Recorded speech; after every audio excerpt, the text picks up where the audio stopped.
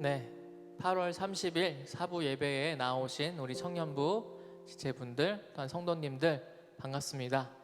이렇게 영상으로 여러분들 만나게 돼서 저도 좀 생소하지만 그래도 우리가 이 사부 예배를 함께 드리고자 제가 이 자리에 나와서 함께 찬양도 하고 우리가 기도도 하고 말씀 듣고자 합니다. 네, 우리가 먼저 좀 마음은 가까울지라도 몸은 우리가 떨어져 있잖아요. 그런 가운데서 가장 먼저 생각이 들고 함께 찬양하면 좋겠는 이 찬양이 서로 함께 축복해주면 좋겠다 하는 마음에서 이 찬양 함께 준비해 봤고요. 계속해서 우리의 상황을 돌아보시는 하나님께 찬양 올려드렸으면 좋겠습니다. 우리 서로 먼저 축복하도록 하겠습니다.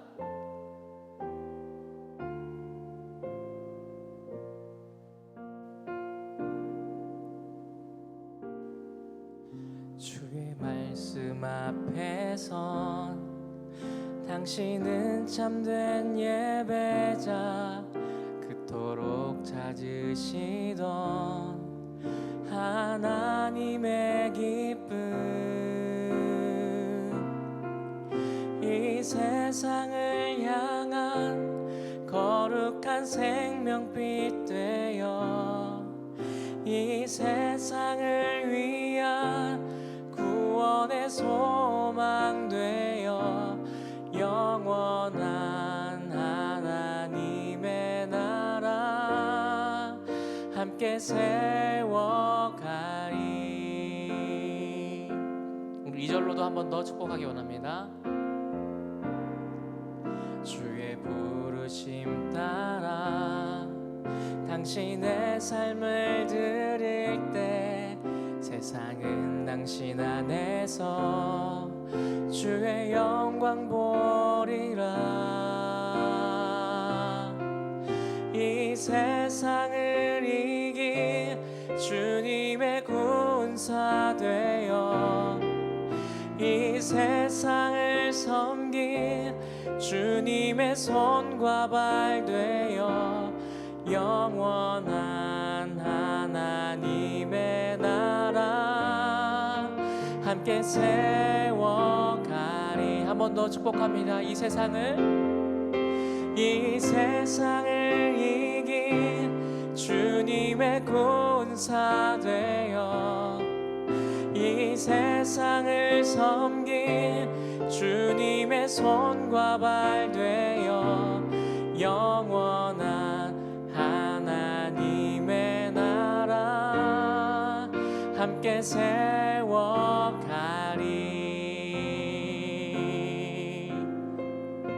우리 주님 안에 있는 우리 모두 축복합니다.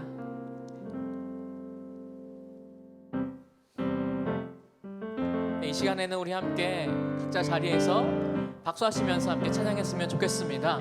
우리가 각자 예배드리는 지체들이 많을 텐데 그 가운데에서 함께 하시는 그 주님을 경험하시기를 원합니다. 내 모든 시험 무거운 짐을 주 예수 앞에 아뢰이며 근심에 쌓인 날 돌아보사 내 근심 모두 맡으시네.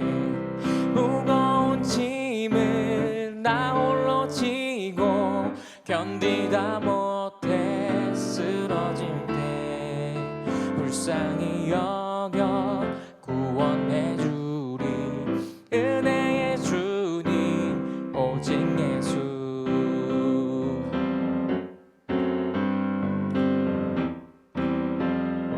이절로 고백합니다. 내 모든 괴로움 닥치는 환난 주 예수 앞에 아뢰이며 주께서 친히 날 구해주사 넓으신 사랑 베푸시. 3절로 고백합니다. 내 짐이 점점 무거워질 때 주 예수 앞에 아뢰이며 주께서 친히 날 구해주사 내 대신 짐을 져주시네.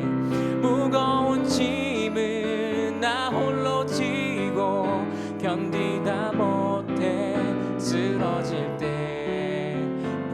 불쌍히 여겨 구원해 주리.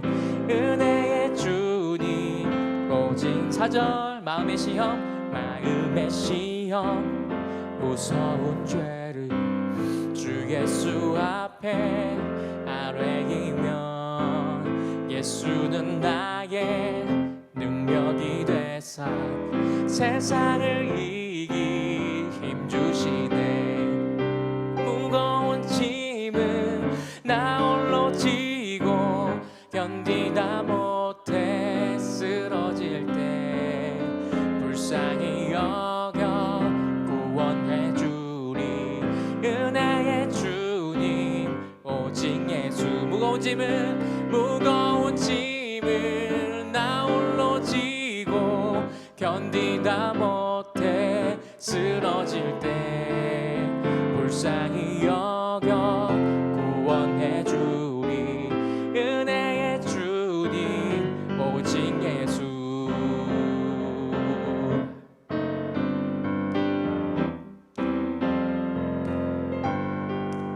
내 모든 염려와 내 무거운 짐들 모두 받으시는 주님 영광 받으시기 바랍니다. 아멘.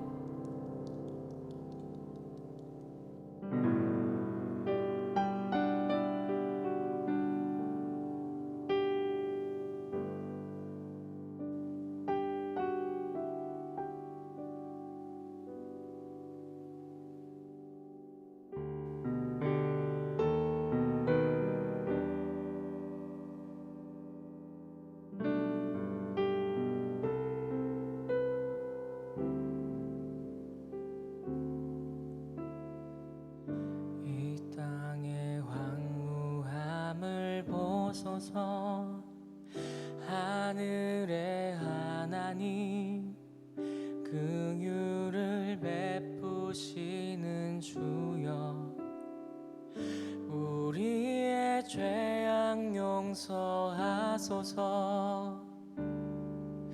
이 땅 고쳐 주소서. 이제 우리 모두 하나 되어 이 땅에 무너진 기초를 다시 쌓을 때 우리의 우상들을 태우신 성령의 불이 마소서.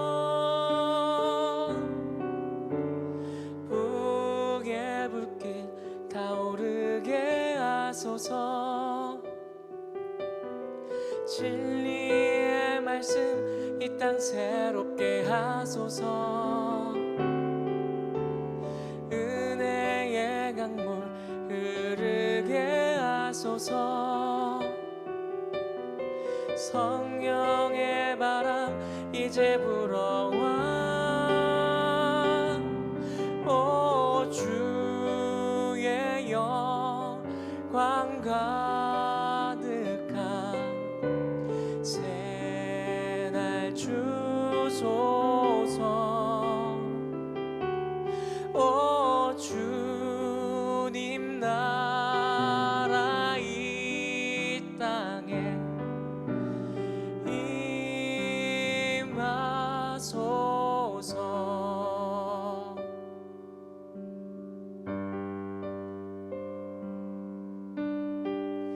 이제 우리 모두 하나 되어 이 땅에 무너진 기초를 다시 쌓을 때 우리의 우상들을 태우신 성령의 불 임하소서. 붕의 불길 타오르게 하소서. 진리의 말씀 이 땅 새롭게 하소서. 은혜의 강물 흐르게 하소서. 성령의 바람 이제 불어와. 오 주의 영광 가득한 새날 주소서. 오 주님 나라 이 땅에 임하소서. 보리라 그날에 주의 영광 가득한 세상. 우리는 듣게 되리. 온 세상 가득한 승리의 함성.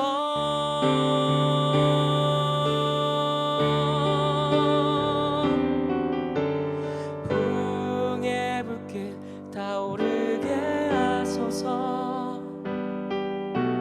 진리의 말씀 이 땅 새롭게 하소서.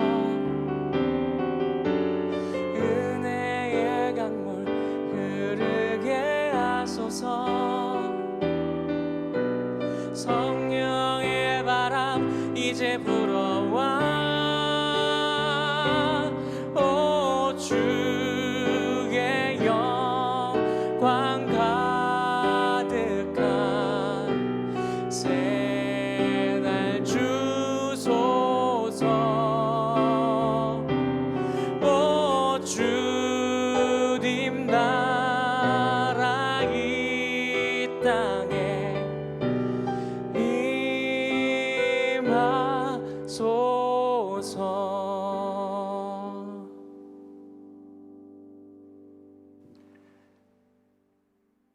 우리 시간 예배와 말씀의 자리 앞으로 나아가기 앞서서 우리 공동체가 함께 기도하는 시간을 갖기를 원합니다. 저희가 세 가지를 놓고 기도할 텐데, 첫 번째 기도할 제목은 지난 한 주 동안에 우리의 삶 속에 있었던 죄악들을 하나님께 고백하며 우리가 오늘 이 시간 얼마나 하나님의 은혜와 예수 그리스도의 복음이 필요한지를 하나님께 아뢰는 시간을 가졌으면 좋겠습니다. 우리 시간 지난 한 주의 삶을 놓고 사해 주시는 하나님 앞으로 기도함으로 나아가도록 하겠습니다. 기도하겠습니다. 아버지 하나님, 주의 사랑을 주시며 하나님 아버지 주 앞에 나아갑니다. 허물 많고 죄 많은 자이지만 주의 도우신 은혜와 복음의 은혜로 말미암아 새롭게 주를 믿으며 나아가오니 주님 아버지 저희를 받아주시고 은혜를 허락하여 주시옵소서. 하나님 거짓과 하나님 예수를 사랑하지 못함과 분냄과 믿음 없음과 염려와 근심들이 많았으면 좋겠습니다. 하나님을 믿지 못하는 불신앙도 우리의 삶에 많았음을 고백합니다. 우리의 삶을 인도하시는 하나님의 은혜를 믿지도 못했음을 고백합니다. 하나님 아버지 습관적으로 짓는 죄들과 하나님 믿지 못하는 것들과 우리의 경건치 못한 것들을 주님 아닙니다. 용서해 주시고 은혜 베푸신 하나님의 은혜를 구하오니 주여 아버지 저희 공동체 나아갈 때 은혜를 베풀어 주시옵소서. 하나님 아버지 저희는 주의 필요한 자들입니다. 예수 그리스도가 필요한 자들이며 하나님의 은혜가 필요한 자들이오니 하나님 역사여 주시옵소서. 하나님 아버지 이 시간 예배의 자리로 담대히 나가기 위해서는 하나님 초청하시는 그 은혜의 하나님 초청에 대한 확신과 우리 마음 가운데 죄사함을 용서하시는 죄사함을 주시는 하나님의 은혜를 믿는 것이고 주님 저희 가운데 은혜를 베풀어 주시옵소서. 하나님 저희는 은혜가 필요한 자들입니다. 하나님 아버지 저희는 은혜가 필요한 자들이니 성령 하나님 아버지 소하여 주시옵소서. 마른 뼈와 같은 자들을 살려주시며 마른 뼈들 같은 자들에게 은혜를 베풀어 주셔서 하나님의 은혜가 나오는 역사함들을 일으켜 주시옵소서. 하나님 아버지 주의 은혜를 도우시고 오니 주님 저희 가운데 하나님 사하시는 은혜를 허락하여 주시옵소서. 주님 은혜를 구합니다. 우리 시간 두 번째 기도로 주님 앞에 나가기로 합니다. 우리가 이 시간 죄인으로 발견되었다면 죄인의 피할 길이요 생명의 길인 예수 그리스도를 허락해달라고 함께 간구하기를 원합니다. 죄인들에게 길이 참으시는 하나님의 은혜를 말씀을 통해 또한 진행되는 예배의 모든 순서들을 통해 풍성히 베풀어 주시기를 바라며 다시 한번 우리에게 은혜를 베풀어 달라고 간절히 한번 기도하는 자리로 나아갔으면 좋겠습니다. 기도하겠습니다. 하나님 아버지 은혜를 베풀어 주시옵소서. 우리가 하나님 아버지 은혜 은혜가 필요한 자들임을 고백하고 나아갑니다. 이 시간 우리에게 예수 그리스도의 은혜를 허락하여 주시옵소서. 말씀을 통하여 모든 예배 순서들을 통하여서 하나님의 은혜를 허락하여 주시며 우리의 생명 되시며 피할 길 되시는 예수 그리스도를 허락하여 주시옵소서. 하나님, 죄 가운데 망하는 자들, 죄 가운데 쓰러지는 자들 되지 않게 도와여 주옵소서. 하나님, 허물 가운데 죽지 않게 도와여 주시고 하나님, 비참한 가운데 쓰러지는 자들 되지 않게 도와여 주셔서 예수 그리스도를 통해서 피할 길 주시는 하나님의 은혜를 경험하는 자들이 되게 도와여 주시옵소서. 말씀 가운데 비춰주십시오. 말씀 가운데 비춰주십시오. 하나님의 은혜를 허락하여 주셔서 하나님의 은혜를 말미암아서 하나님 따라가는 내가 있을 수 있게 도와여 주시옵소서. 하나님의 은혜를 말미암아 될 수 있도록 역사하여 주셔서 하나님의 은혜가 저희 가운데 되게 도와여 주셔서 하나님만 바라보는 저희가 될 수 있도록 되게 도와여 주시옵소서. 하나님 역사하여 주시옵소서. 하나님 도와여 주셔서 이 모든 예배 시간들이 하나님만 바라는 역사들이 되게 도와여 주시옵소서. 하나님 모든 시간들이 하나님만의 역사들에게 도와여 주셔서 하나님만 바라는 역사들이 이 모든 시간들 가운데 진행될 수 있도록 은혜를 베풀어 주시옵소서. 하나님 되게 도와여 주시고 역사하여 주시옵소서. 우리 시간 마지막으로 기도하기로 합니다. 이 시간 마지막으로 기도할 때는 우리 이 나라와 우리 한국교회와 특별히 사랑과 은혜교를 위해서 기도하는 시간을 갖도록 하겠습니다. 우리 특별히 코로나로 인하여서 우리 대학을 진학하고도 아무런 캠퍼스의 생활을 누리지 못한 우리 지체들, 또한 취업이 막힌 지체들, 또 결혼을 준비해야 되는데 어려운 시기를 보내고 있는 우리 지체들을 생각하면서 긍휼히 여겨주시길 바라며 은혜를 구하겠습니다. 또한 교회가 세상의 걱정과 지탄을 받고 있는 때에 주의 말씀을 따라 더욱 이웃을 섬기며 생명을 살리는 복음의 산명을 감당하는 교회를 세워지도록 우리가 각자가 그러한 교회 역할을 감당해달라고 다시 한번 기도하며 예배의 자리로 나아가도록 하겠습니다. 기도하겠습니다. 하나님 아버지, 은혜를 베풀어 주시옵소서. 이 나라와 민족을 긍휼히 여겨 주시옵소서. 코로나로 인해서 어려운 우리 시들 가운데, 나라 가운데 은혜를 베풀어 주시옵소서. 하나님 아버지, 하나님 나라 가운데 주의 은혜를 베풀어 주셔서 하나님 방역을 함께 쓰는 가운데 속히 종식되는 은혜를 허락하여 주시옵소서. 아버지, 하나님 주의 은혜가 필요합니다. 주의 은혜가 너무나 간절히 필요합니다. 하나님 아버지, 역사하여 주셔서 하나님 아버지 민족들의 가운데 긍휼히 여겨 주시옵소서. 너무나 어려운 걸 경험합니다. 하나님 아버지, 역사하여 주셔서 주의 긍휼하심을 구하며 주의 은혜를 가는 가운데 하나님 성교주시를 경험할 수 있도록 도와여 주옵소서. 너무나 어렵고 힘듭니다. 하나님 아버지, 근심하고 염려하는 자들 많이 있사오니 주님 우리의 도움이 되어주시고 우리의 소망이 되어주시고 우리 힘이 되어주셔서 하나님께로 함께 나아가는 내가 우리 대한민국 가운데 이렇게 도와여 주시옵소서. 하나님 또한 우리 많은 교회들을 긍휼하게 주셔서 하나님 아버지, 기도하는 모든 지들 가운데 은혜를 베풀어 주십시오. 하나님 아버지, 우리 한국교회가 하나님 아버지 주의 은혜를 사모하며 이웃을 사랑하며 함께 속히 예배하는 날들을 만날 수 있도록 도와여 주시옵소서. 우리가 함께하는 나라를 섬기며 이웃 섬기는 가운데 하나님 모든 하나님 아버지 이 모든 하나님의 왕과 사회를 향하여서 예수 그리스도의 복음을 증거하고 하나님의 사랑을 드러낼 수 있는 모든 열방과 지체들이 될 수 있도록 역사하여 주시옵소서. 하나님, 우리 사랑과 교회를 긍휼히 여겨주셔서 하나님의 은혜를 말미암아 하나님의 은혜를 경험하고 하나님 아버지 쓰임받을 수 있는 각 예배에 주소서.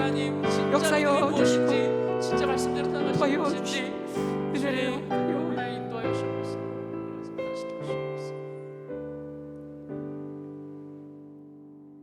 제가 이 시간 예배를 놓고 대표로 기도하겠습니다. 하나님, 오늘 복된 주일을 주셔서 쉼이 없을 것 같았던 우리의 삶에 하늘로부터의 쉼을 허락해 주시니 감사합니다. 예배의 자리로 불러주셔서 살아계신 하나님, 소망 되신 구주를 붙들 수 있음 믿음도 주심을 감사드립니다. 오늘 이 예배를 통하여 하나님만이 우리의 유일한 도움이 되시고 구원이심을 고백함으로써 하나님께 영광 돌리는 복된 시간이 되게 하여 주시옵소서. 전 국민이 코로나로 인해 근심하며 어려운 날들을 보내고 있습니다. 하나님, 전염병으로 인해 질병에 대한 고통뿐만이 아니라 이 여파로 온 삶이 흔들리고 있습니다. 소상공인들이 어려움을 겪고 실직에 대한 염려가 커가고 취업이 막히고 결혼을 준비하는 과정들도 너무나 어렵습니다. 하나님, 짧은 인생뿐인 저희의 삶을 불쌍히 여겨주셔서 회복의 날을 속히 허락하여 주시옵소서. 하나님, 그 어디를 보아도 그 어느 매체를 보아도 교회에 대한 곱지 않은 시선뿐입니다. 세상에 탐탁지 않은 시선에 위축되고 속상하며 화가 나기도 하지만 이 시대의 믿음의 성도들을 향한 하나님의 특별한 부르심인 줄 알고 이웃을 사랑하라신 말씀에 순종의 길로 나아갈 수 있는 은혜를 허락하여 주시옵소서. 그리하여 저희 세대에 복음의 문이 닫히지 않고 이 귀한 복음을 만민과 함께 나눌 수 있도록 은혜를 허락하여 주시옵소서. 특별히 우리 청년들을 긍휼히 여겨 주시옵소서. 대중교통도 많이 이용해야 하고 외부 활동도 많은 자들입니다. 하나님, 사랑과 은혜교회 청년들을 질병과 상함으로부터 보호해 주시옵소서. 악한 상황들로부터 지켜주시옵소서. 또한 마음에 죄악된 생각들로부터 지켜주셔서 머리털까지 세심받으신 아버지의 은혜의 복음 돌봄 아래 이 환난의 모든 날들을 지나갈 수 있도록 주장하여 주시옵소서. 또한 오늘 주의 종의 말씀을 통하여 하나님께서 직접 말씀하여 주실 줄 믿습니다. 주의 말씀에 죽은 영을 깨우시고 살리는 생명이 있는 줄 믿사오니 잠자던 영혼이 깨어나게 하시고 생명의 주를 향하여 결단하며 다시 새롭게 되는 은혜를 허락하여 주시옵소서. 감사드리며 우리 주 예수 그리스도의 이름으로 기도드립니다. 아멘.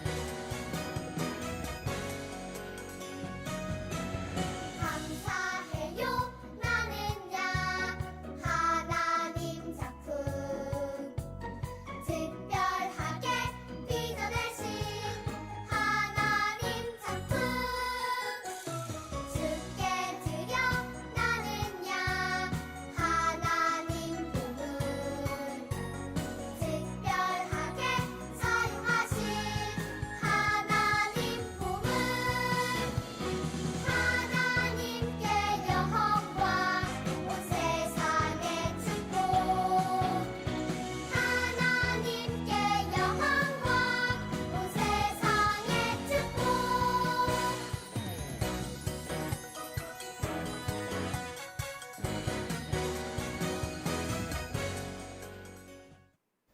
자, 다 같이 하나, 둘, 셋. 안녕하세요.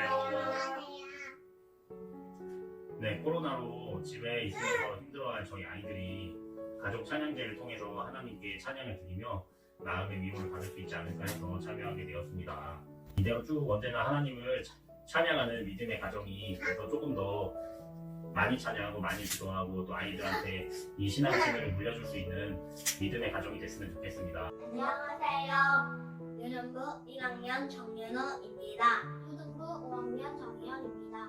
하루를 밀려서 다음날 쓰려고 하니 양이 너무 많아서 힘들었어요. 그래서 오늘 할 일은 내일로 절대로 미루면 안 되겠다고 다짐을 했답니다. 어원의 시간과 예배 시간에 외웠던 말씀이 나올 때 어원의 교회 초등부가 너무 그리웠고 함께 볼 수 있는 시간이 얼마나 값진지 느껴졌습니다. 저는 로마서 14장 8절이 가장 기억에 남는데 내가 하나님의 것이니까 나도 나 스스로를 사랑해야겠다는 생각이 들었고 또 코로나 때문에 신앙생활을 원활하게 하지 못한 제가 매번 하나님을 떠올릴 수 있게 하는 좋은 기회가 되어서 하나님으로부터 큰 은혜를 받았다는 생각이 듭니다. 감사합니다.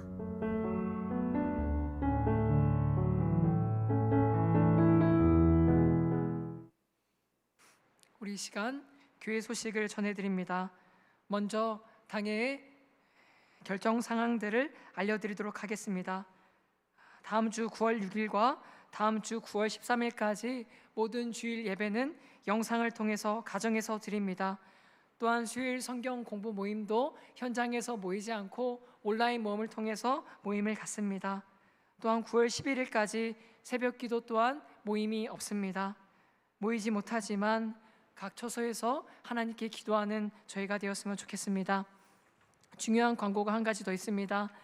교회 일꾼을 세우는 임직 선거가 코로나 상황 악화로 인하여서 일정의 조정이 있습니다.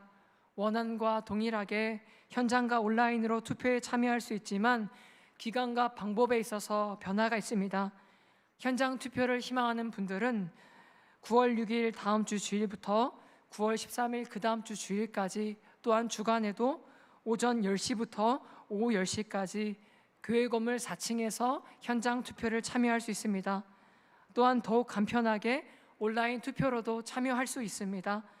교회 사무실로 전화 신청하거나 아니면 1688-3865번으로 교번과 이름을 적어서 문자 신청도 가능합니다. 그러나 신청할 때는 자신의 이름과 또한 자신의 이름으로 입력하시되 각 개인의 핸드폰으로 입력하셔야 되지 가족 대표로 신청하실 수는 없음을 알려드립니다. 자세한 일정과 내용은 카카오 채널에 올라와 있는 주보를 참고해 주시기를 바랍니다.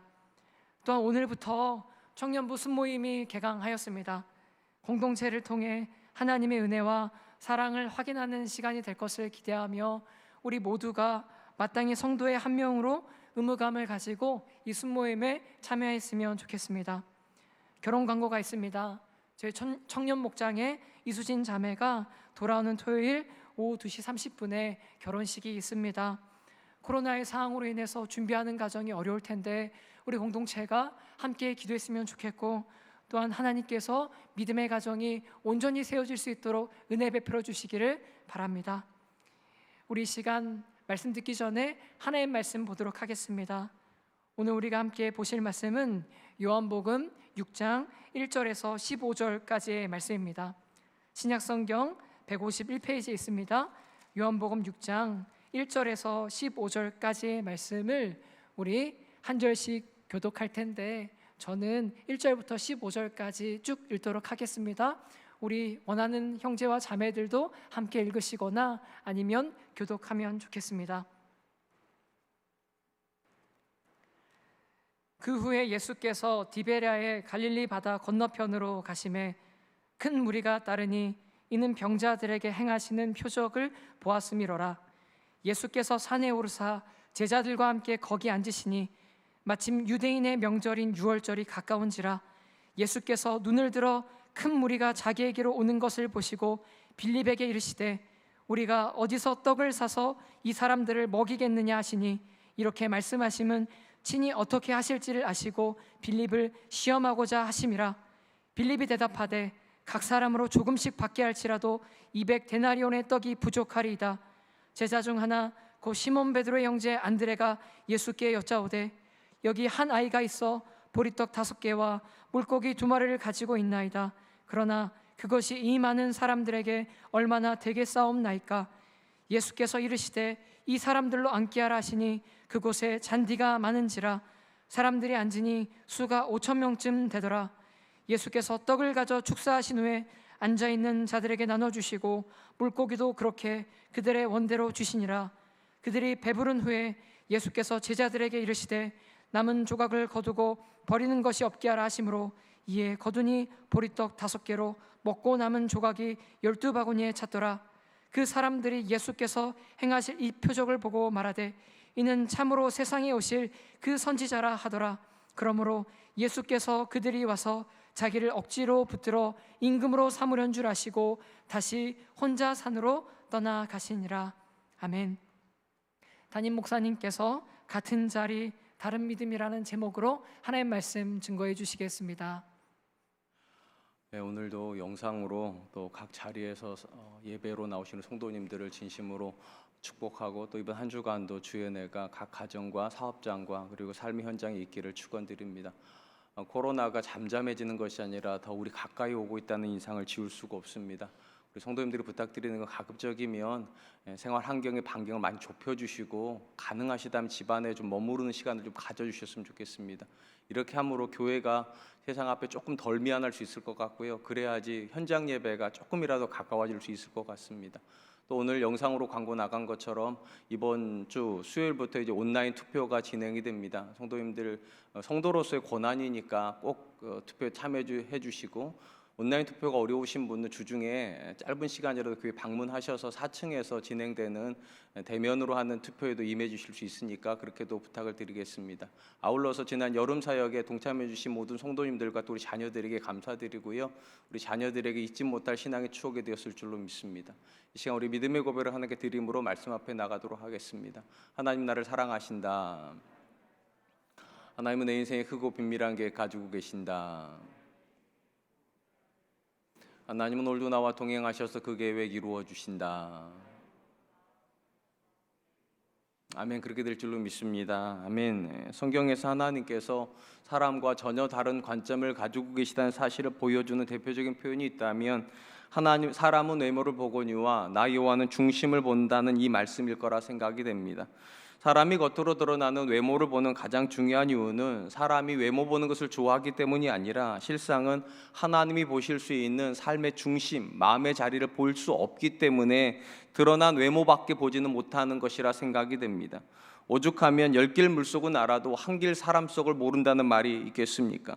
사람이 마음을 볼 수 없기 때문에 드러난 외모라도 보고서 그를 판단하려고 그렇게 하는 것이라는 것입니다. 이처럼 사람이 오직 눈으로 보이는 외형밖에 볼 수 없기 때문에 신앙의 영역에서 나타나는 부정적인 모습이 있다면 성경은 그것을 외식이라 그렇게 부릅니다. 우리 성경에 외식이라고 번역된 단어의 문자적인 뜻은 연극 배우가 무대에서 관중들 앞에서 연기한다, 이런 뜻을 가지고 있습니다.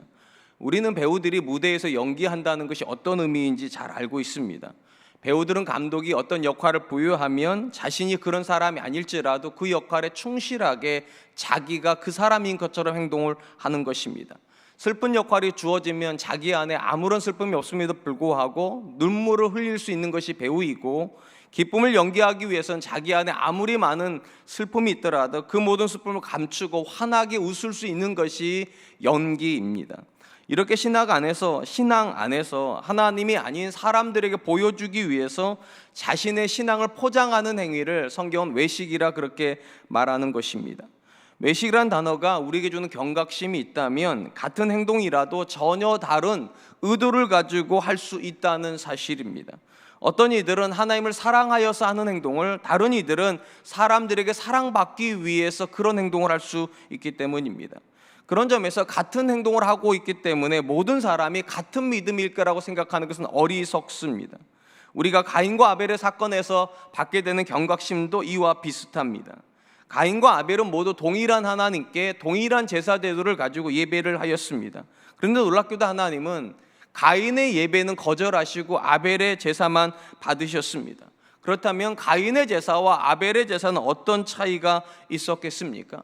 물론 성경 안에서 이거에 대해서 분명한 대답을 주지는 않습니다. 단서가 있다면 아마도 가인이 드린 농작물에 문제가 있거나 아니면 아벨이 드리는 동물의 피가 하나님이 원하셨던 정답이었는지는 잘 모릅니다. 그럼에도 불구하고 이것이 정확하지 않은 이유는 레위기에 보면 하나님께서 가인이 했던 양식대로 농작물로도 제사를 드릴 수 있다고 말씀하셨다는 점에서 농작물 때문에 하나님께서 가인의 제사를 안 받으셨다고 말하기에는 약간 과장이 들어가 있는 것 같습니다. 다만 가인과 아벨의 제사에서 우리가 주목할 만한 표현이 하나가 있는데, 하나님께서 아벨과 그의 제물은 받으셨으나 가인과 그의 제물은 받지 아니하신지라라고 기록하고 있다는 것입니다. 이 표현이 주목할 것은 하나님께서 한 사람이 드리는 외형적인 제물에 관심이 있으신 것이 아니라 아벨과 그의 제물이고 가인과 그의 제물이라는 점에서 그 제물보다 그 제물을 드리고 있는 그 사람이 누구인가가 하나님의 더 근본적인 관심이라는 사실을 보게 됩니다. 같은 자리에서 같은 제사를 형태를 가지고 하나님께 예배할지라도 어떤 사람에게 그 예배는 믿음의 고백이고 어떤 사람에게 그 예배는 종교의 행위에 불과할 수 있기 때문입니다.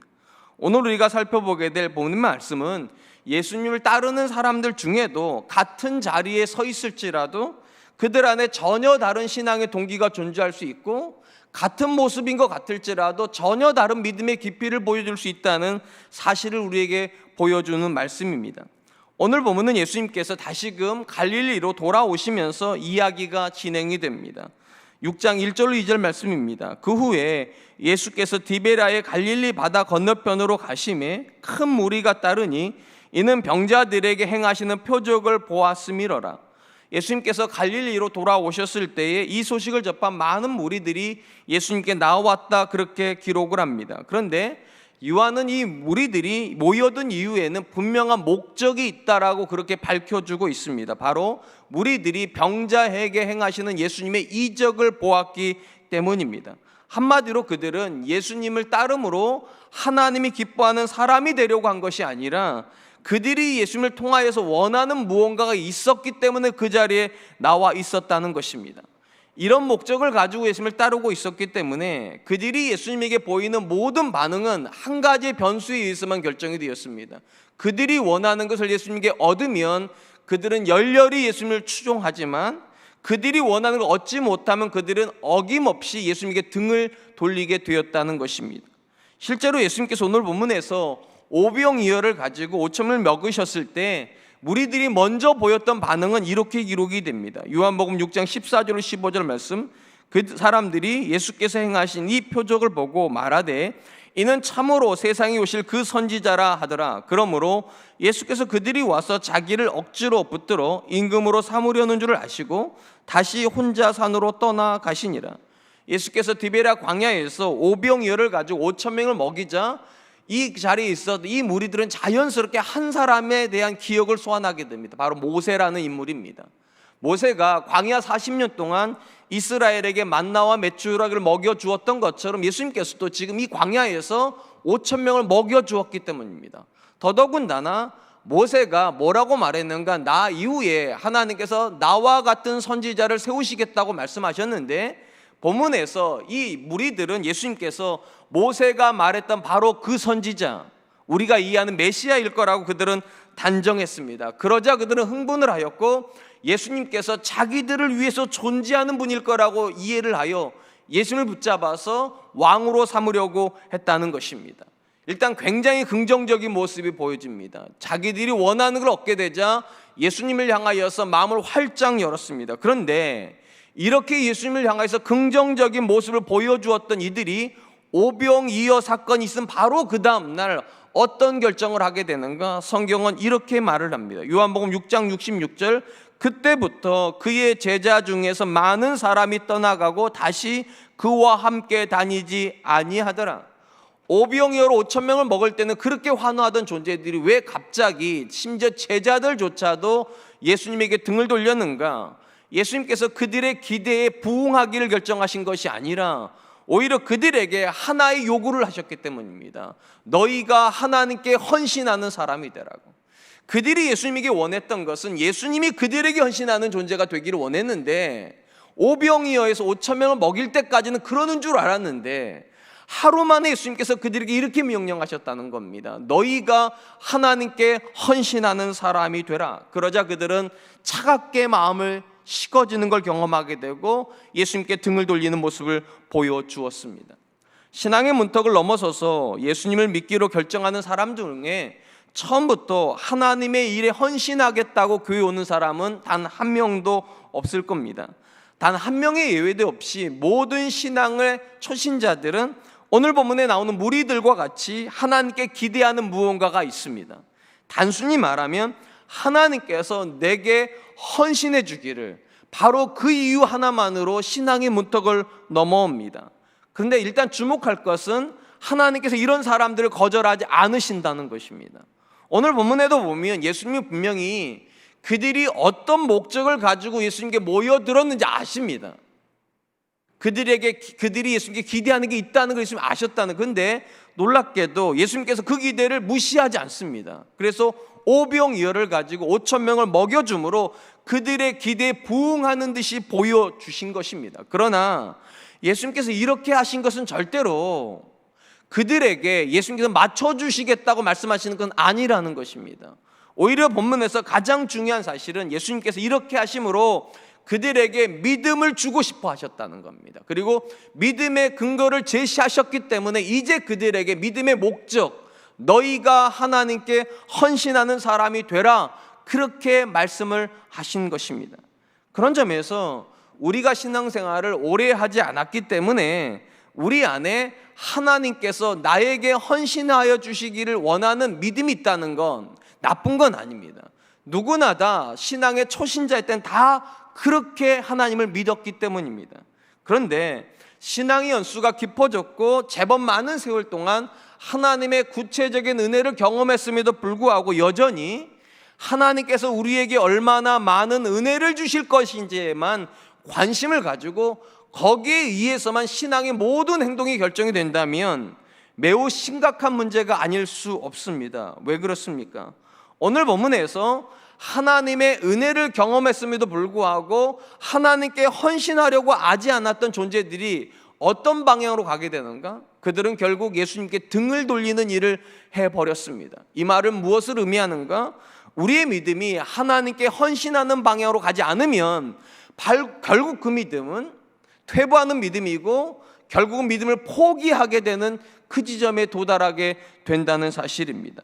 그도 그럴 것이 성경적 관점에서 하나님께서 저와 여러분을 부르시는 신앙의 궁극적인 목적은 하나님의 영광을 위함입니다. 이 목적 때문에 하나님은 우리에게 은혜도 베풀어 주시는 것이고 그리고 우리가 기도할 때 그 기도에 응답도 하여 주시는 것입니다. 이를 통하여서 우리가 결국 하나님께 헌신하는 사람이 되게 하기를 기대하시는 것입니다. 그런데 누군가가 만약에 이 은혜를 경험했음에도 불구하고 여전히 성장하고 있지 않다면 근본적인 관점에서 하나님께서는 그 존재에게 더 이상 일해 주실 이유가 없는 것입니다. 왜냐하면 하나님은 단순히 은혜 베푸시는 걸 목적으로만 다가오시는 게 아니기 때문입니다. 저와 여러분들이 하나님의 사람이 되어 하나님의 일에 헌신하게 하기 위해서 하나님이 일하시는 것인데 우리가 하나님께 헌신하지 않는다면 더 이상 하나님이 우리를 위해서도 일해 주실 이유가 없어지는 것입니다. 그래서 헌신하지 않는 믿음은 더 이상 하나님의 일하심을 보지 못하게 되고 하나님의 일하심을 보지 못하기 때문에 그런 믿음은 반드시 퇴보하게 되는 것입니다. 그런 점에서 어떤 믿음이 건강한 믿음입니까? 처음에는 은혜가 목적이었을지라도 그 은혜에서 헌신으로 가야 됩니다. 하나님의 은혜 때문에 믿음이 성장하여 이제는 하나님이 나를 위해서 존재하는 것이 아니라 내가 하나님을 위해서 존재하는 사람이 되겠다라고 거기까지 성장하는 믿음만 안전한 믿음이고 이 믿음 안에서만 계속적으로 우리는 경험하게 됩니다. 하나님이 내 삶에서 여전히 일하여 주시는구나. 사랑하는 성도 여러분, 우리가 자녀를 키울 때 가장 속상한 것 중에 하나가 무엇이었습니까? 자녀들이 성장하지 않는 모습을 볼 때였을 것입니다. 다른 자녀들은 성장의 발육이 좋아서 키도 크고 몸무게도 늘어나는데 우리 자녀들은 어쩐 일인지 키도 안 크고 몸무게도 안 자라가 나면 그것이 마음에 상처가 안 되는 부모는 한 명도 없습니다.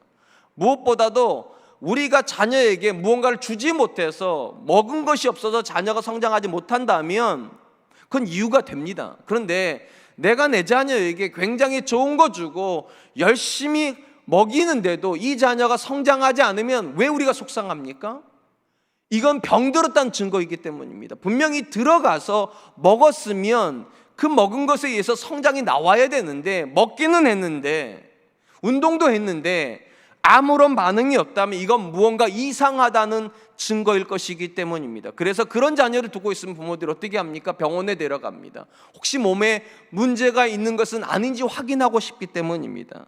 똑같습니다. 신앙 안에서도 하나님께서 우리에게 은혜를 주시는데도 그 은혜가 우리의 믿음을 성장시키지 못한다면 이건 병든 겁니다. 그 은혜가 단순히 우리로 하여금 그 자리에 머물게 하려고 한 건 아니기 때문입니다. 전진시키기 위함이에요. 하나님을 위해서 하나님의 일을 하는 사람으로 성장시키기 위해서 하나님께서 은혜를 주셨는데 그 은혜가 전혀 우리 안에서 역사하지 않은 것입니다.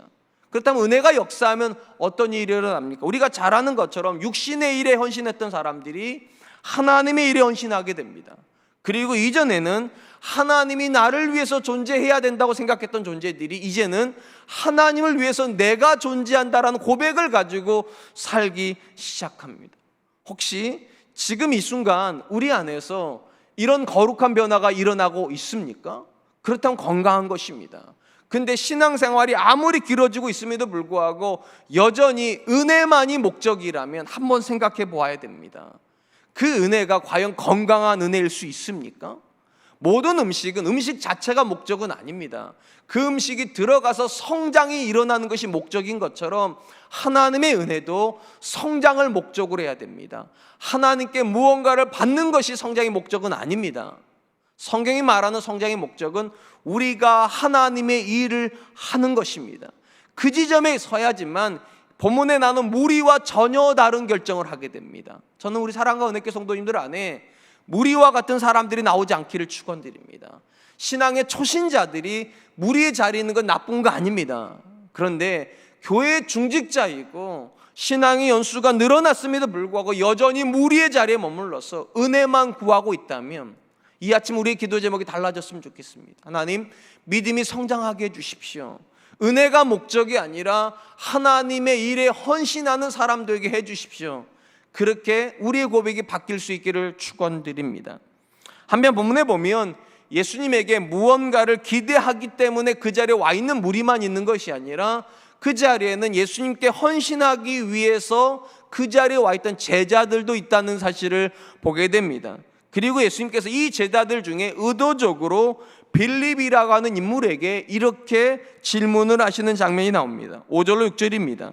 예수께서 눈을 들어 큰 무리가 자기에게로 오는 것을 보시고 빌립에게 이르시되 우리가 어디서 떡을 사서 이 사람들을 먹이겠느냐 하시니 이렇게 말씀하시면 친히 어떻게 하실지를 아시고 빌립을 시험하고자 하십니다. 예수님은 광야에서 큰 무리가 예수님에게 왔고 이 무리에게 먹을 것을 주어야 되겠다는 생각을 하셨습니다. 그리고 그 방법을 가지고 빌립에게 물었습니다. 우리가 어디에서 떡을 얻어서 이 사람들을 먹일 수 있겠느냐? 우리가 잘 아는 대로 이 본문에 나오는 무리들은요, 여자와 아이를 제외하고 성인 남성만 5,000명이었다는 점에서 제자들이 미리 예측을 하고 음식을 준비하기도 쉽지가 않았습니다. 근데 예측이 안 됐으니 당연히 음식은 없습니다. 더더군다나 그들이 서 있는 것은 마을이 아니고 광야였기 때문에 그들이 음식을 얻는 건 더더군다나 불가능했습니다. 그렇기 때문에 예수님께서 우리가 어디서 떡을 얻어서 이 사람을 먹이겠느냐, 이 질문 자체가 사실 성립이 안 되는 겁니다. 불가능한 일이에요. 근데 예수님께서 그 질문을 하셨습니다.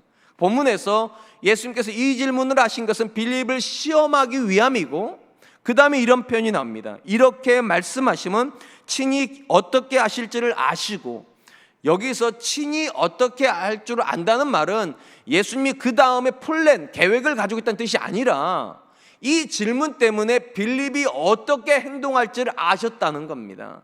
아시고 그의 믿음을 드러내시기 위해서 그에게 그렇게 질문을 했습니다.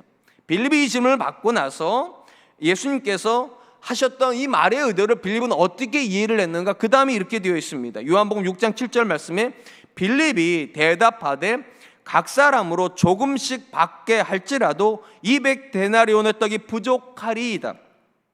빌립이 거기에 앉아있던 사람들을 대충 헤아린 다음에 뭐라고 말했는가? 이 사람들에게 조금씩의 떡을 주려고 해도 200데나리온의 떡이 필요할 것이고 심지어 이 떡도 부족할 거라고.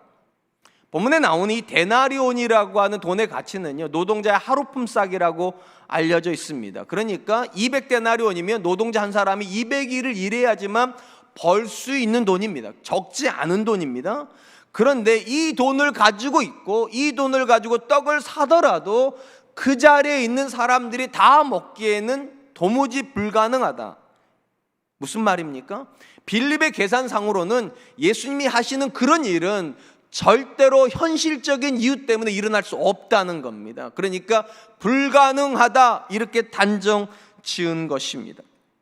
본문에서 예수님의 질문을 대하는 이 빌립의 행동이 우리에게 주는 가장 큰 도전이 무엇입니까? 분명히 이 빌립은 바로 앞에 나와 있던 무리와는 확실히 다릅니다. 왜냐? 동기가 달라요. 무리는 예수님께서 자기들에게 헌신하기 위해서 온 사람들이라면 빌립은 예수님에게 헌신하기 위해서 그 자리에 있던 제자예요. 분명히 서 있는 위치가 다릅니다. 그런데 한 가지 공통점이 있습니다.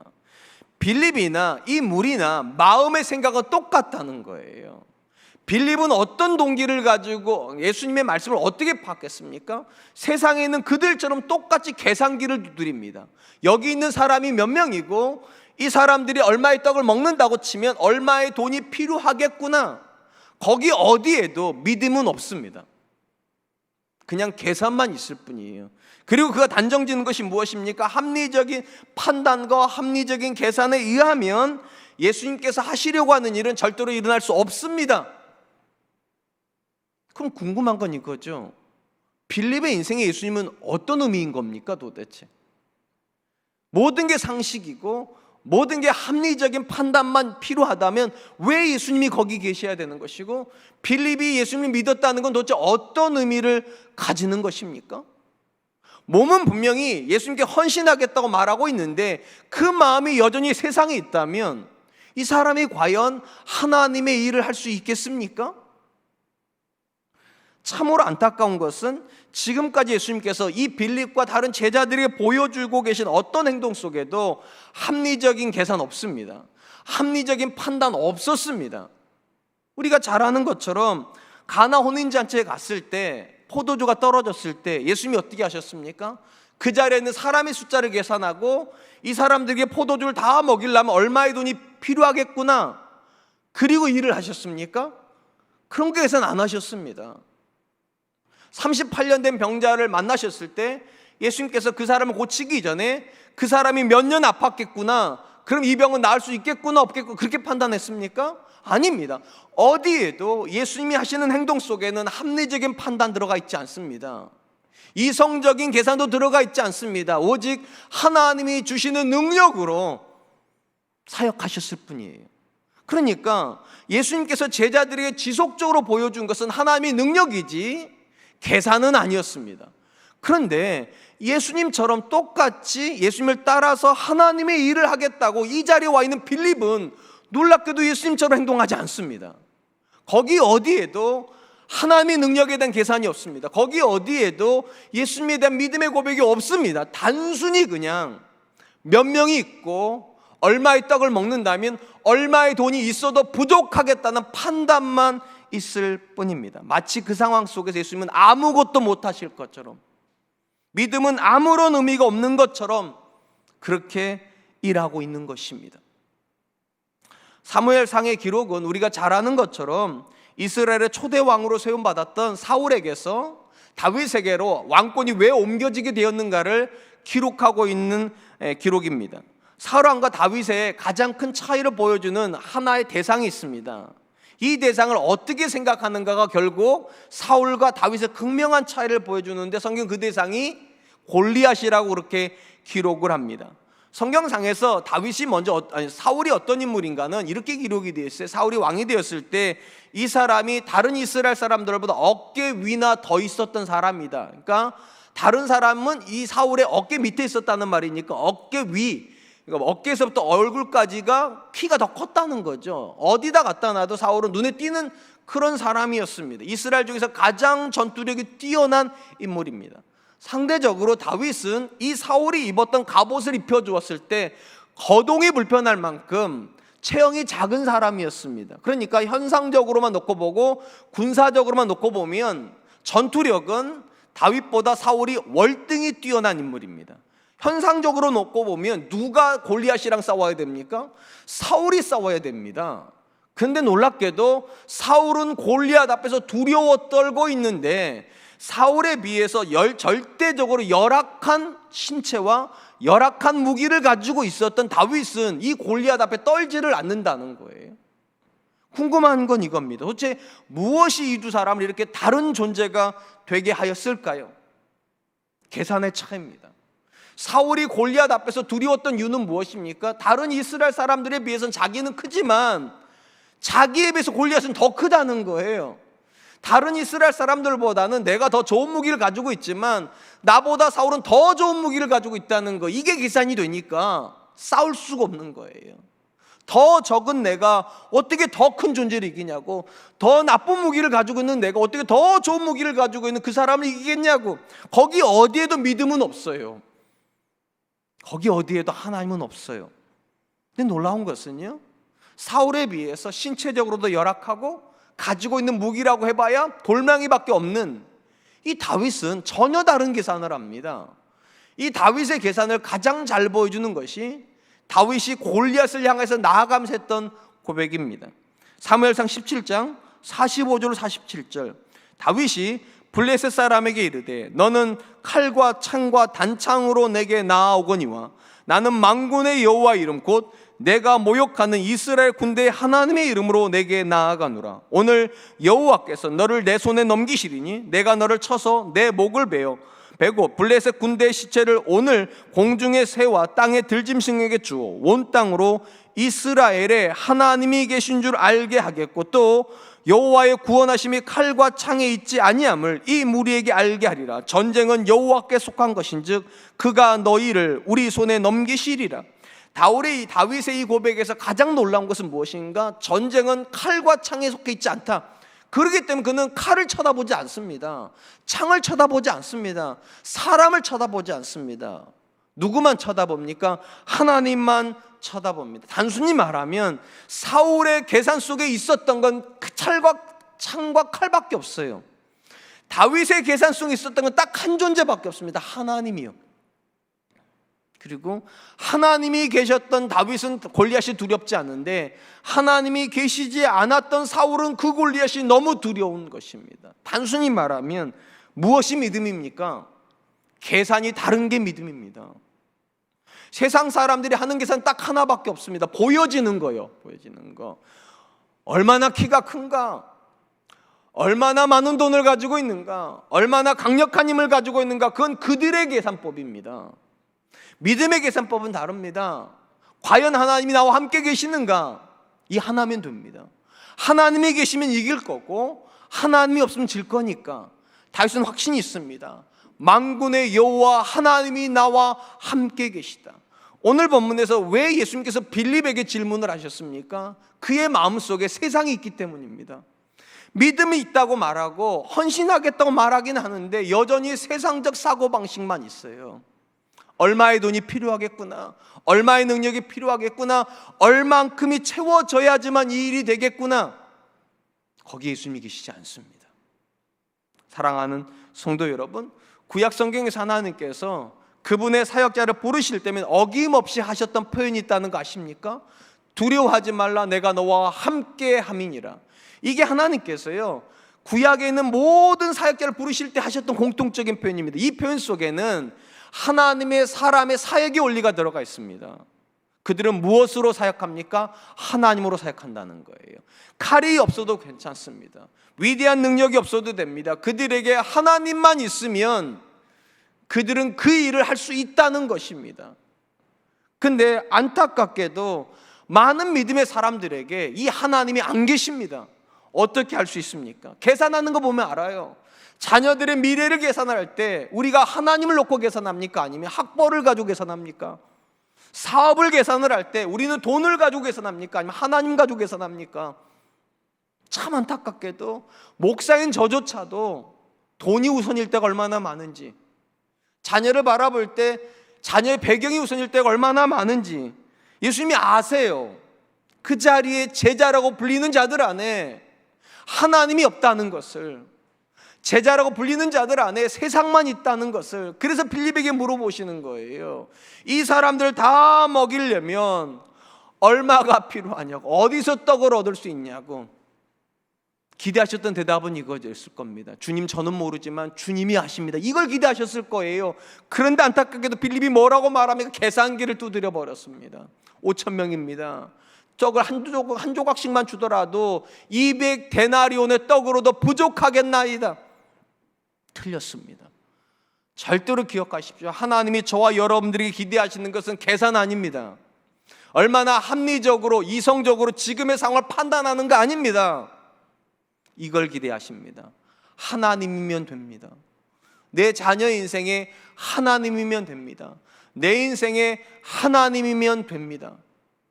여리고성 전투를 기억하실 겁니다. 철옹성과 같은 여리고성 앞에 여호수아가 서 있습니다. 가지고 있는 무기는 하나도 없습니다. 그런데도 왜 여호수아가 두려워하지 않습니까? 만군의 여호와 하나님이 이 싸움을 하실 거라고 믿었기 때문입니다. 다니엘과 세 친구가 바벨론으로 끌려갔습니다.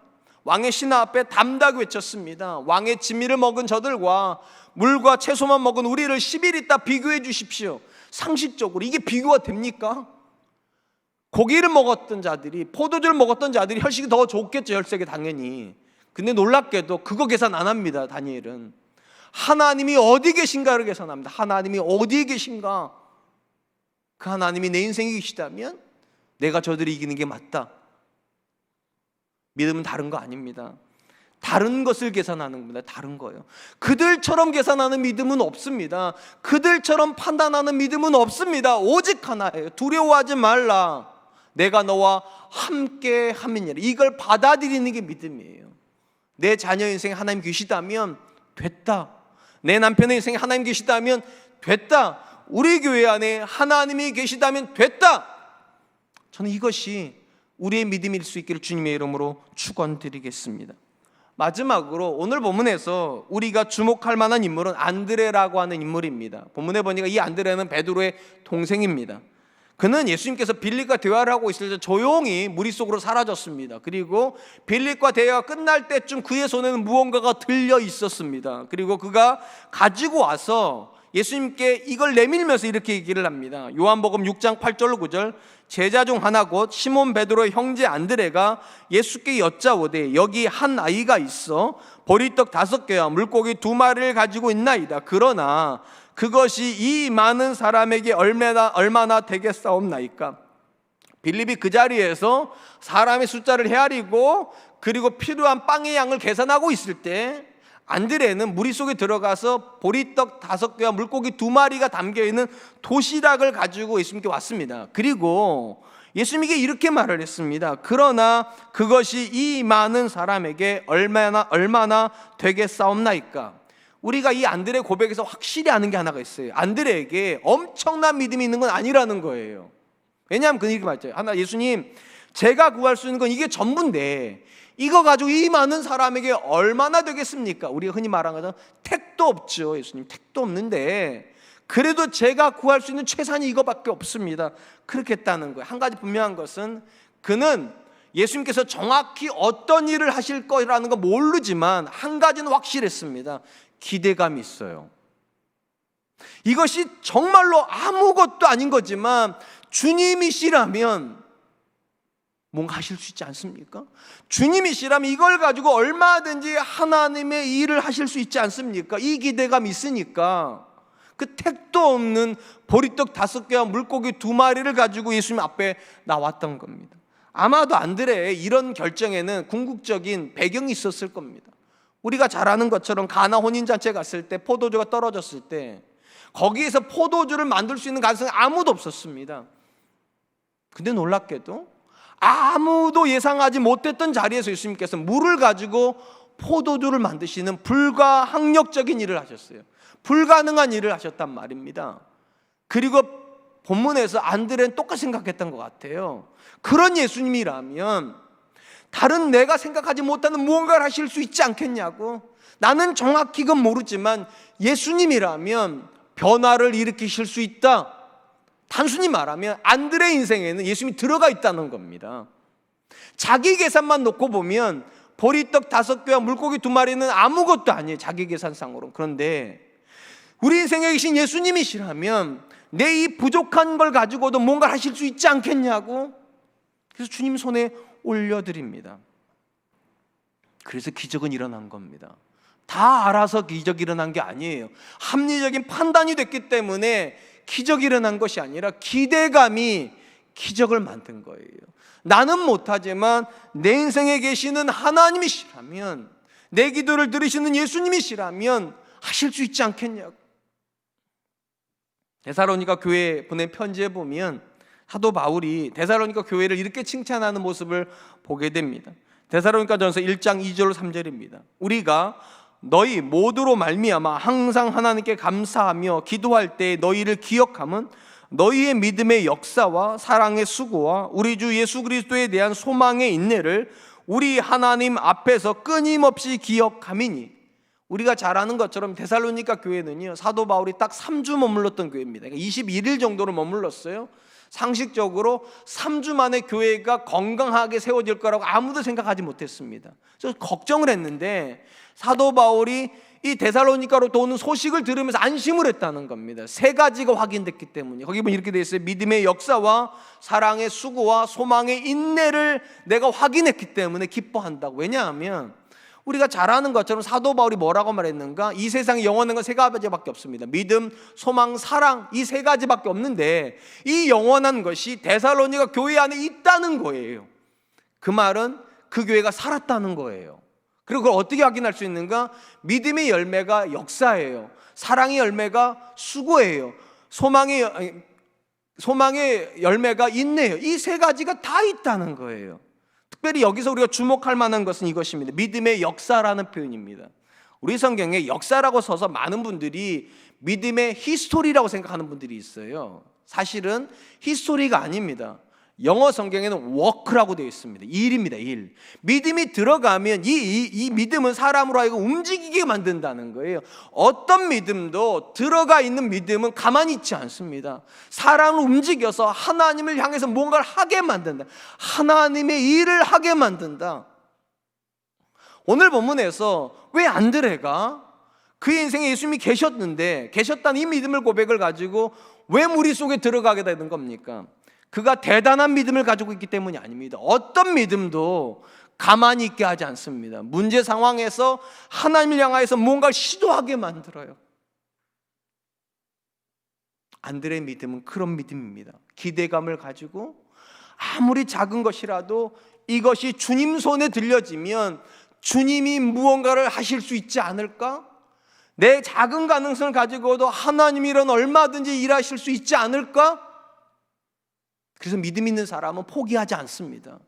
계속 시도합니다. 왜냐하면 믿음은 그런 것이기 때문입니다. 사랑하는 성도 여러분, 오늘 본문상에 나오는 빌립과 안드레는 다 예수님의 제자라고 하는 타이틀상이 똑같습니다. 다 주님 곁에 있어요. 입으로 나오는 고백도 똑같은 것 같아요. 주는 그리스도시요 살아계신 하나님의 아들이라, 이 고백도 똑같은 것 같아요. 그런데 아주 근본적인 차이가 하나가 있습니다. 그들의 마음속에 빌립은 세상이 여전히 자리 잡고 있습니다. 안드레의 마음속에는 예수님이 들어가 계십니다. 어떻게 알 수 있습니까? 빌립은 안 움직입니다. 계산만 할 뿐이에요. 그리고 뭐라고 말합니까? 안 된다고. 놀랍게도 안드레는 계산하지 않습니다. 움직입니다.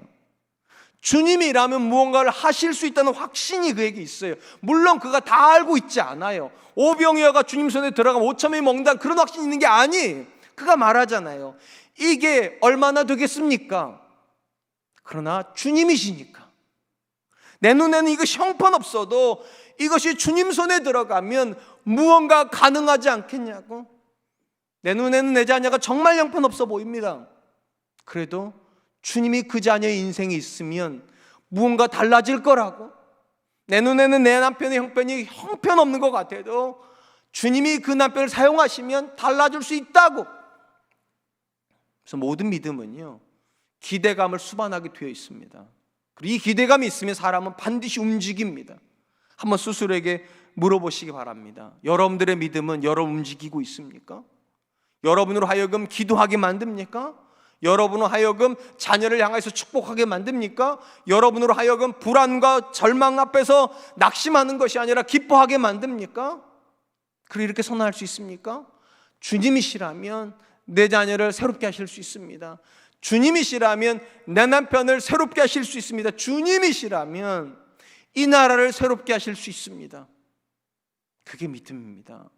계산하고 있는 것이 믿음이 아니라, 상황을 판단하고 있는 게 믿음이 아니라, 주님 때문에 내가 무언가를 하고 있는 거예요. 아무리 작은 일일지라도 그걸 하고 있는 게 믿음입니다. 우리 사랑과 은혜께 성도님들 안에 이 움직이는 믿음이 있기를 축원드립니다. 이제 말씀을 맺으려고 합니다. 오늘 본문에는 예수님 앞에 나와 있는 사람들을 세 부류로 나누고 있습니다. 한 부류는 무리입니다. 또 한 부류는 빌립과 같은 사람들이고, 또 한 부류는 안드레와 같은 사람들입니다. 모양은 비슷해 보입니다. 다 예수님을 믿는 것 같고 예수님을 원하는 것 같습니다. 그런데 전혀 다른 동기를 가지고 있고 전혀 다른 믿음의 깊이를 가지고 있습니다. 이 본문에 나오는 무리들은 오직 딱 하나만을 원합니다. 은혜만 원해요. 그리고 그 은혜가 주어질 동안에는 예수님 곁에 있습니다. 그러나 은혜가 멈추는 순간 그들은 주님을 떠나버립니다. 그런 점에서 헌신하고 있지 않은 믿음은 위험한 믿음입니다. 그 믿음은 은혜만을 원하는 믿음일 거니까 저는 우리 사랑하는 은혜 성도님들 안에 은혜가 출발점이지 그게 목적이 되지 않았으면 좋겠습니다. 은혜는 출발점일 뿐입니다. 뭐가 목적입니까? 하나님이 목적입니다. 하나님의 일에 헌신하기 위해서 우리는 존재하는 것입니다. 두 번째, 빌립과 같은 사람들이 굉장히 많이 있습니다. 헌신하기는 합니다. 주님을 사랑한다고 말은 하긴 합니다. 그런데 그 마음속에 세상이 가득한 사람들, 모든 것을 생각으로 판단하고 이성으로 계산하고 경험으로 측량하는 사람들, 그리고 이렇게 말해요. 안 된다고. 거기 어디에도 하나님이 들어가 있지 않습니다. 믿음이 무엇입니까? 하나님을 포함시키는 게 믿음이에요. 하나님은 절대로 저와 여러분들한테 얼마나 대단한 능력이 있는지 증명하라고 말씀하신 적 없어요. 하나님과 함께 가라고 말할 뿐이죠. 우리 사랑하는 그 성도님들 안에 세상에 나올 수 있기를 축원드립니다. 세상의 계산법이 버려져야 됩니다. 그들처럼 생각하고 그들처럼 판단하고 그들처럼 결정하는 어떤 믿음도 하나님을 기쁘시게 할 수 없습니다. 마지막 세 번째, 안드레와 같은 사람들이 있습니다. 이 안드레는 대단한 사람 아닙니다. 한 가지가 대신 분명합니다. 그의 인생의 계산법 안에 예수님이 계십니다. 그리고 그 믿음이 그로 알고 움직이게 만듭니다. 주님 때문에 아무리 작은 일이라도 시도하게 만듭니다. 그리고 아는 것이 하나가 있어요. 내 손에 있을 때는 아무것도 아니지만 이것이 주님 손으로 옮겨지면 주님이 하실 수 있다. 우리 사랑하는 그 성도님들한테 이 믿음이 있었으면 좋겠어요. 여러분 손 안에 있는 자녀들은 다 형편없을 수 있어도 이 자녀가 주님 손으로 옮겨지면 위대한 용사가 될 줄로 믿습니다. 내 안에 있는 가능성은 아무리 형편없을지라도 이 가능성이 주님 손에 옮겨지면 골리앗을 쓰러뜨리는 가능성이 될 줄로 믿습니다. 무엇이 믿음입니까? 기대하는 게 믿음이에요. 주님이라면 하실 수 있다고, 예수님이라면 하실 수 있다고. 이번 한 주간도 그 믿음의 고백을 가지고 하늘을 향해서 적극적으로 움직일 수 있었으면 좋겠습니다. 기도의 자리로 나아가십시오. 말씀을 읽는 자리로 나아가십시오. 헌신하는 자리로 나아가십시오. 그곳에서 하나님 우리를 만나주실 줄로 믿습니다. 이 시간 들은 말씀을 기억하면서 기도하는데 세 가지를 놓고 기도했으면 좋겠습니다. 하나님, 내 안에 무리와 같은 고백이 있다면 하나님 이 고백에서 떠날 수 있도록 주님 도와주시옵소서. 은혜가 목적이 아니라 하나님 목적인 사람 되게 해주십시오. 하나님, 혹여라도 내가 주님의 일에 헌신하고 있다고 하면서도 마음 안에 세상이 가득한 사람이라면 하나님 이 계산법을 버리게 하여 주시옵소서. 그들처럼 판단하고 그들처럼 계산하는 것이 아니라 하나님을 계산에 잡을 수 있는 그런 사람 되게 해주시고, 마지막 세 번째, 안드레와 같이 적은 믿음일지라도 움직이는 믿음 가지게 해주십시오. 기대감 있는 믿음으로 하나님께 나아가는 그런 사람 되게 해주시옵소서. 우리 같이 한 번만 기도하겠습니다. 기도하겠습니다.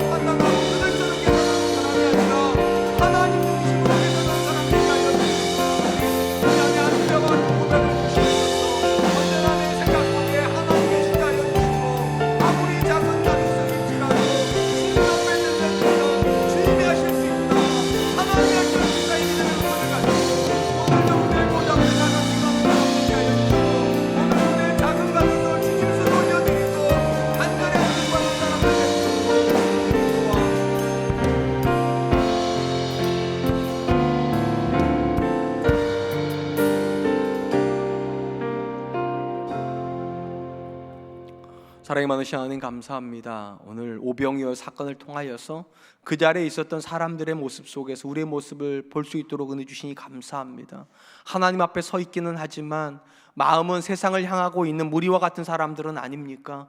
하나님 앞에 나와서 은혜 받기는 좋아하면서 그 은혜가 성장하여 하나님께 헌신하는 일에는 아무 관심도 없는 무리와 같은 자들이 있다면 하나님, 이 무리로부터 벗어날 수 있도록 주님 도와주시옵소서.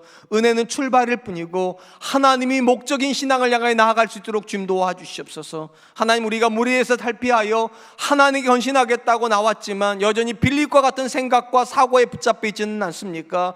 하나님의 일을 하면서도 계산하려고 하고 하나님의 일을 하면서도 하나님 빼놓고 세상적인 판단으로 모든 것이 가능한지 여부를 계산하고 있다면 우리의 연약함을 불쌍히 여겨주시고 하나님으로 계산하는 사람 되게 하여 주시옵소서. 하나님이 있으면 골리앗은 쓰러지고 하나님이 있으면 여리고성은 무너지고 하나님이 있으면 다니엘은 높아지는 줄로 믿습니다. 이 믿음의 고백을 가지고 하나님, 내 자녀를 바라볼 때 하나님의 관점으로 바라보고 세상을 바라볼 때도 하나님의 관점으로 바라보는 사람 되게 하여 주시옵소서. 마지막으로 하나님 원합니다. 우리에게 하나님이 안드레와 같은 믿음의 고백 있게 하여 주시옵소서. 위대한 고백을 가지고 있는 건 아닐지 몰라도, 완벽한 지식을 가지고 있는 건 아닐지 몰라도 우리 믿음 안에 하나님 계시고 그 하나님을 향한 기대감 있게 하여 주시옵소서. 나는 아무것도 할 수 없지만 하나님이라면 하실 수 있다. 내 작은 가능성이 내 안에 있으면 아무것도 아닐지라도 이 작은 가능성이 하나님 손에 들려지면 세상을 이기는 능력이 될 수 있다.